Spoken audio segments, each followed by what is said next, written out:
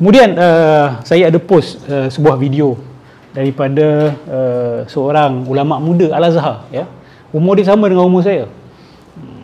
Saya tak pernah jumpa dia dekat Al-Azhar dulu.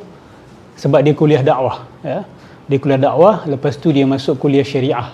Maksud dia ada 2 degree, ya. Dan sekarang ni pun dia dah dapat doktorat. Saya kuliah akidah falsafah usuluddin, dia kuliah dakwah. So dia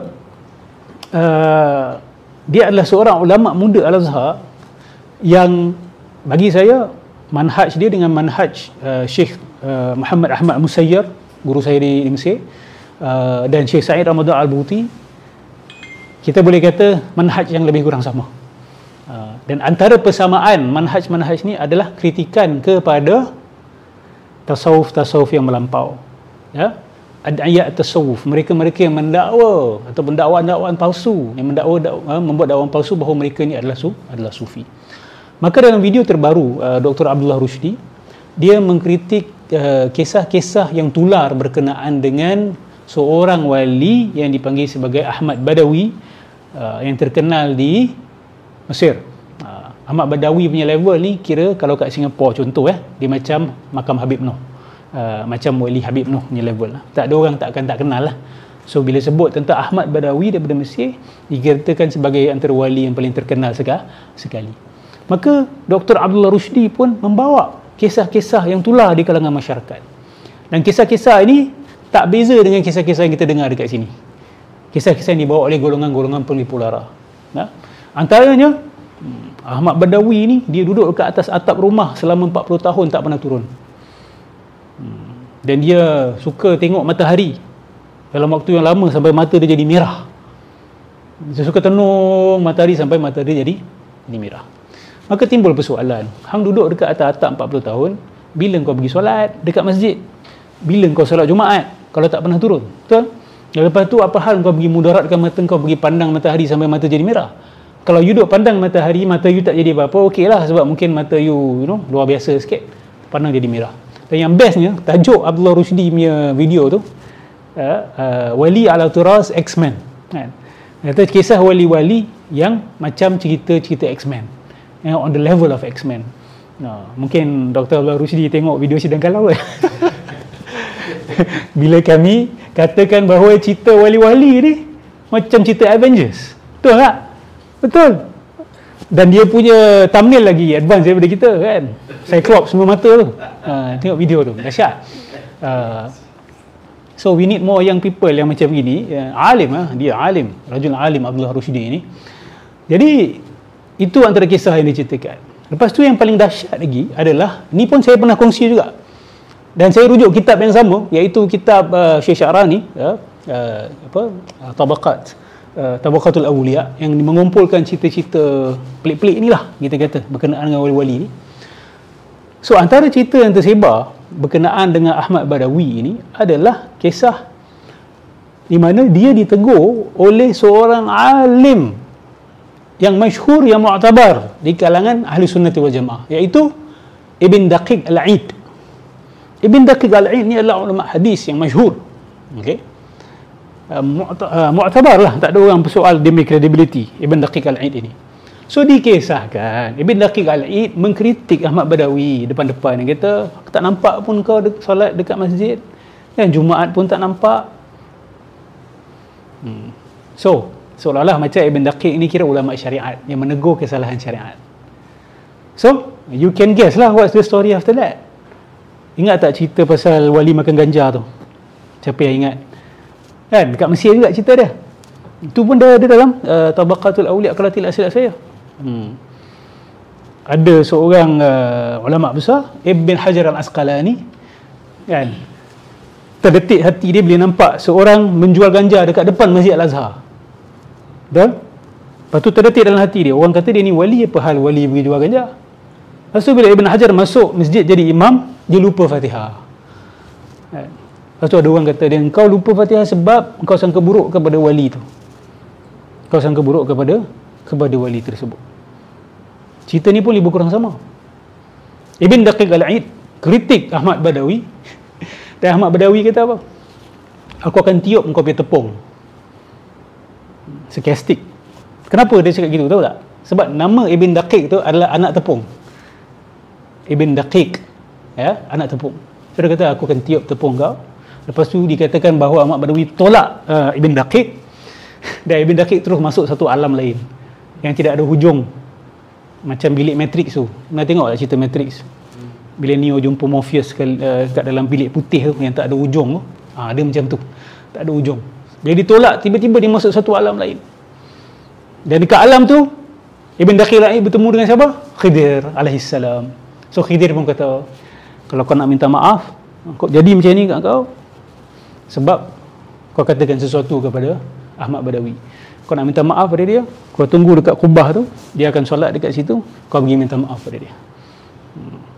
So kisah-kisah macam ni adalah kisah-kisah yang sebenarnya bertujuan menghina syariat dan menghina ulama syariah, menghina ulama syariat. Ini cerita yang direka-reka sebenarnya. Dan banyak kisah palsu yang berlega berkenaan dengan Ahmad Badawi ni. Soalan dia adalah, apa salah Ibn Daqiq Al-Id mengkritik Ahmad Badawi? Kalau cerita ni betul lah, apa salah dia mengkritik Ahmad Badawi sebab dia tak solat dekat masjid, sebab tak solat Jumaat kat masjid? Apa salahnya? Dan kenapa diizinkan dia dipermalukan begitu sampai kena minta maaf kepada Ahmad Badawi? Sama juga detikan hati Ibn Hajar Al-Asqalani. Macam mana wali boleh? Tak salah detikan hati tu. Kenapa Allah permalukan dia macam tu? Ini cerita rekaan golongan sufi melampau untuk menghina ulama syariat. Lagi satu kisah yang seorang syekh ni nampak orang jual ganja juga kat satu pintu dekat Mesir, kan? Lepas tu orang kata, oh dia ni wali jual ganja. Dia kata ni bukan wali, ni kuali, dia kata. Lepas tu apa jadi? Semua ilmu dia hilang. Betul? Orang kata, sebab ilmu kau ni hilang sebab kau sangka buruk kepada wali tu. Kau nak dapat ilmu tu balik, kau kena jumpa dia, minta maaf pada dia. Dan bila jumpa, dia kata, aku pindahkan ilmu kau semua pergi masuk dekat hati seekor ayam ni. Kalau kau nak ilmu kau balik, kau sembelih ayam tu, makan hati dia. Dan didakwa, alim tersebut pun buat. Sembelih ayam, makan. Ini menghina ulama syariat. Dan bila menghina ulama syariat, tujuan dia adalah untuk menghina syariat. Dan kisah-kisah ini sangat hancur. Tidak ada sandaran yang boleh dipercayai. Lepas tu terdapat kisah Ahmad Badawi bila dia masuk ke Mesir, khalifah pada waktu tu datang sambut. Saya lupa nama khalifah tersebut, tapi bila cek buku sejarah, khalifah tersebut belum jadi khalifah pun pada waktu tu, 20 years back. So cerita dia mengarut-ngarut. Satu cerita kata dia ni kurus betul, ya. Satu cerita dia ni gemuk betul. Ini adalah tanda-tanda kisah palsu yang direka-reka. Okey. So banyaklah yang Dr. Abdullah Yusri bawa. Dan saya waktu di Mesir tu, kita dengar cerita-cerita macam ni. Dan golongan juhala, orang-orang jahil ataupun golongan Azhari yang tenggelam dalam tasawuf, mereka terima kisah-kisah macam ni. Dan yang sedihnya ada di kalangan Az-Zahirah, ya, mereka-mereka yang menisbahkan diri mereka kepada Al-Azhar University, ada dekat Malaysia ni yang mengajar, mengaku Azhari, tapi hidup canang cerita-cerita merepek macam ni. Alhamdulillah Dr. Abdullah Yusri menentang benda macam ni. Dan ini manhaj Azhari yang sebenarnya. This is the true manhaj of Al-Azhar. Dan saya yakin apa yang saya bawa ini juga adalah manhaj Al-Azhar yang sebenar. Dan saya boleh buktikan daripada kitab-kitab para ulama Al-Azhar, apa yang kami cakap ni selari dengan apa yang mereka cakap. Dan sebelum ni saya dah bawa kalam-kalam para masyayikh Al-Azhar yang besar-besar yang mengkritik perkara-perkara melampau dalam menziarahi kubur. Bahkan ada di kalangan mereka yang kata tak boleh tamassuh pun, kan? Bahkan mengambil tanah daripada kubur sebagai berkat. Itu Imam Nawawi kata mengarut, kan? Tak boleh cium tanah kubur tu, tak boleh cium. Sebab ada orang dia beri alasan dia nak sujud, dia kata tak, saya bukan sujud, saya nak cium, tanah ni berkat. Itu pun ulama beza antara haram dengan makruh. Kalau sujud dengan niat nak sujud kepada orang dalam kubur, lagilah. Ni setakat nak cium, ambil berkat tanah tu bilik kubur tu, ulama khilaf dia makruh dengan haram, bukan mubah, bukan boleh, bukan khilaf di situ, tidak, makruh ataupun haram. So Allahumma salli ala Muhammad. Saya serulah sahabat-sahabat yang mungkin masih belajar dekat Al-Azhar, cari manhaj yang betul-betul Azhari tulen punya manhaj. Jangan campur adukkan manhaj Azhari dengan manhaj Akbari. Dah berlaku sekarang ini, sebagian pelajar-pelajar Al-Azhar mengajarkan manhaj Ibn Arabi, bahkan mencampur adukkan. Bahkan terdapat beberapa doktor-doktor yang duk mengajar benda-benda merapu macam ni. Saya tak perlulah sebut nama, tapi alhamdulillah di kalangan pelajar Al-Azhar sendiri, ulama-ulama Al-Azhar sendiri ada yang bangkit mengkritik. Antaranya adalah Syekh Muhammad Ahmad Musayyar, Syekh Muhammad Shaltut, Syekh Muhammad Al-Ghazali. Ini dulu lah. Dan sekarang ni alhamdulillah Abdullah Yusri. Saya berdoa supaya dia lebih lantang selepas ini, dan saya suka dia sebab sangat hakim. Sayangnya dia punya bahan tak ada dalam bahasa Inggeris ataupun dalam bahasa Melayu. Bagi saya he is one of the top Muslim scholar yang ada dekat YouTube. Bukan nak kata top Muslim scholar in the world, ada dekat YouTube. Level-level Iyad Qunaibi, Haytham Tala'at, ini semua Masya Allah Tabarakallah. Level-level Daniel Hakikacu, Dr. Abdullah Yusri is on par with them, or even higher. Sebab apa? Dia menguasai turath, dia menguasai Al-Quran, Sunnah dan kitab-kitab tradisional para ulama. Dia belajar dekat Al-Azhar daripada ibtidai, daripada primary sampai dapat doktorate. So Quran, hadis semua dalam kepala otak dia. Kalau macam doktor yang YouTuber lain, most of them tak ada penguasaan yang kuat tentang turath. Banyak dia orang dia datang daripada latar belakang doktor, lepas tu belajar agama yang very sharp, kan, macam Dr. Iyad Qunaibi, orang macam Daniel Hakikacu, kan, dia belajar dekat Harvard, dia belajar, saya tak pasti filosofi ke apa, kan. Tapi Dr. Abdullah Rushdi ni insya-Allah memang beda agama, dan dia menguasai perbezaan ideologi, pemikiran dan mazhab. Dia adalah researcher, researcher dalam Universiti Al-Azhar. Masya-Allah tabarakallah. So para Azhari, tolong cek balik manhaj awak. Awak betul ke Azhari ataupun awak Azhari akbari sekali? Okey. Hati-hati dengan sebahagian asatizah kita yang kita tak clear manhaj dia ke mana. Okey. Dan membawa aliran-aliran sufi yang agak over. Dan saya suka statement akhir Dr. Abdullah Yusri dalam video tersebut, bila dia kata, kalau benar kisah-kisah tentang Ahmad Badawi ni yang dia ceritakan tu, maka Ahmad Badawi ni setan, bukan wali. Sebab sangat kurang ajar kepada ulama. Kurang ajar dia. Kan? Kalau betul dia sakit ke apa, cakap lah. Kan? Aku tak boleh pergi masjid sebab aku ada masalah sekian. Pernah dengar tak dekat Malaysia ada orang cerita, saya cerita wali-wali inilah yang suka kata, aku pergi masjid aku nampak semua kepala babi. Betul? Aku pergi masjid kepala anjing. Ini pun talbis iblis untuk membuatkan orang benci kepada masjid, benci kepada orang masjid dan benci kepada syariat. Supaya itu memberi alasan kepada tok wali gila ni untuk tak pergi solat kat masjid. Sebenarnya itu mukadimah untuk beri alasan supaya dia tak pergi masjid. Aku solat dekat rumah lebih berkat sebab dekat masjid tu semua orang kepala babi dan kepala anjing.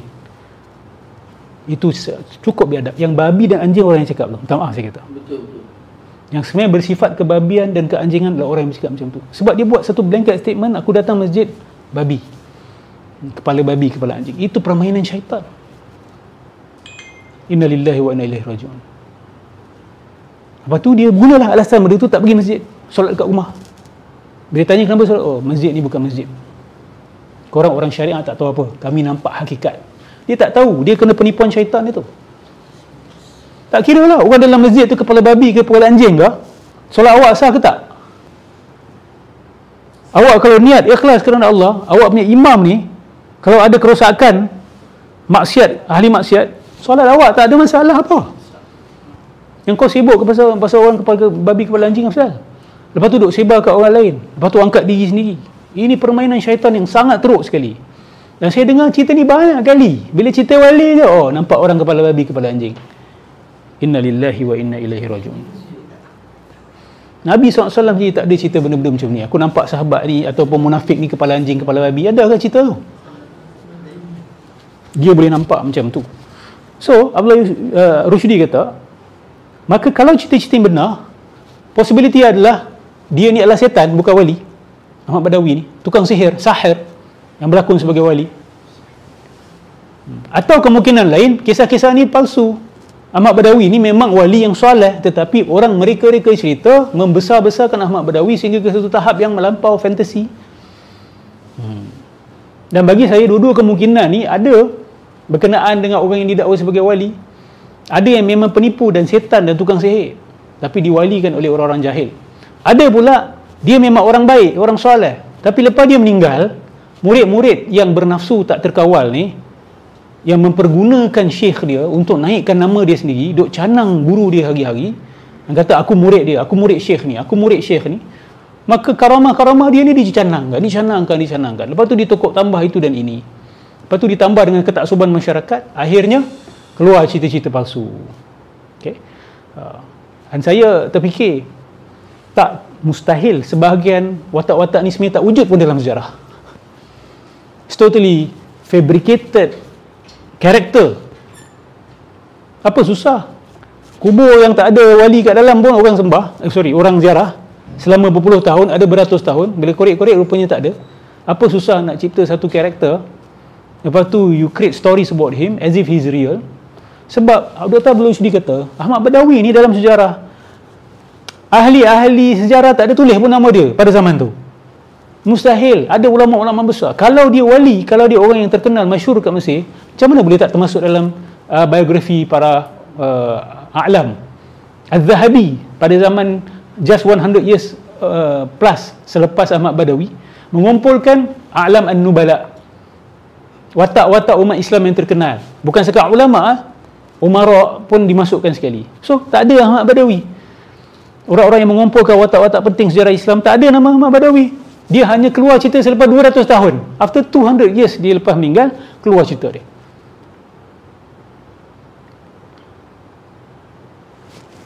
Kalau nak buat social experiment ni pun boleh juga sebenarnya. Kita create one character 100% from scratch.